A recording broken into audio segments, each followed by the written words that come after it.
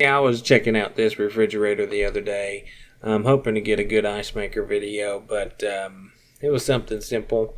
And I noticed I got some good footage of this emitter and receiver here, and I'll give you guys some information on how this thing works.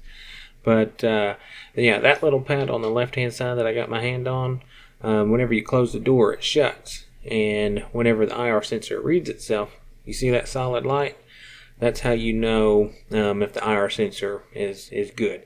If that light is flashing, the IR sensor is not seeing each other. So if you hold that paddle down and that IR sensor is still flashing, first thing I would be clean the IR sensors with like a Q-tip or something.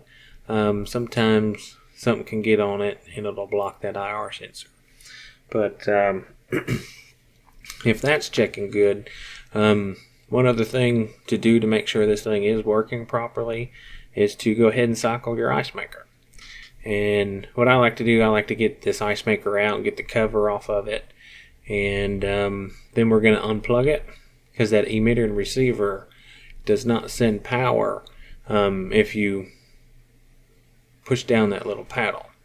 There's something in the software that it only does it on certain times or whatever. I don't know the exact timing, but this little trick that I had to find out, and I found this all out on my own. Nobody told me this, so hopefully this saves you guys some time one day. But to get power to that ice maker, just unplug the refrigerator.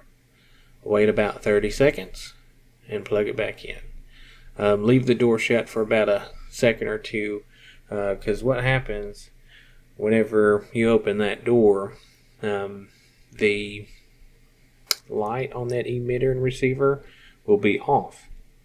And if you press down the light switch, you'll see that light is blinking.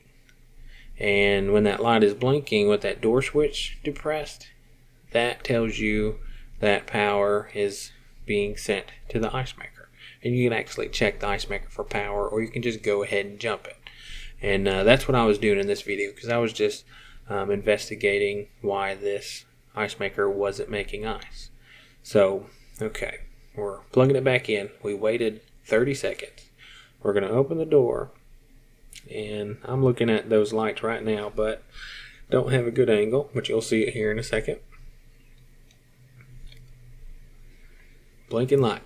So that means the emitter, or the emitter is sending power to the ice maker. And you see when the light switches, you're not pressing it down, it's blank. You know, there's no lights on it whatsoever. So, yeah, if you ever open your refrigerator and you see that there's no lights on there, and you think it's your emitter receiver that's going bad, it might be trying to cycle your ice maker. So just close that light switch and see if it's blinking. If it is, sending power to your ice maker. But yeah, to jump these, you need a jumper wire, which is just a wire, and you put it on the T and the H. And on this one, this ice maker was not turning, but I got this ice maker out. I was looking at it a little bit, and I found out that the finger was jammed against the slide, the one on the very, very right hand side. So I didn't get a good angle of it whenever I was getting video of it, so I can't really show you exactly what was going on, but the motor was just jammed because that plastic was in the way of the fingers trying to go all the way around. But once this thing does go all the way around, it should fill with water, and that'll at least tell you that your water valve's good. And if that happens, you probably have a bad ice maker. So, but yeah, I hope this guy helps you out with emitter and receiver issues that you may or may not have in the future. And I appreciate everybody watching these videos. I hope y'all have a good day. And and if this did help, I mean, shoot me a like down there. Give me a comment. And subscribe if you haven't already. But anyways, y'all have a good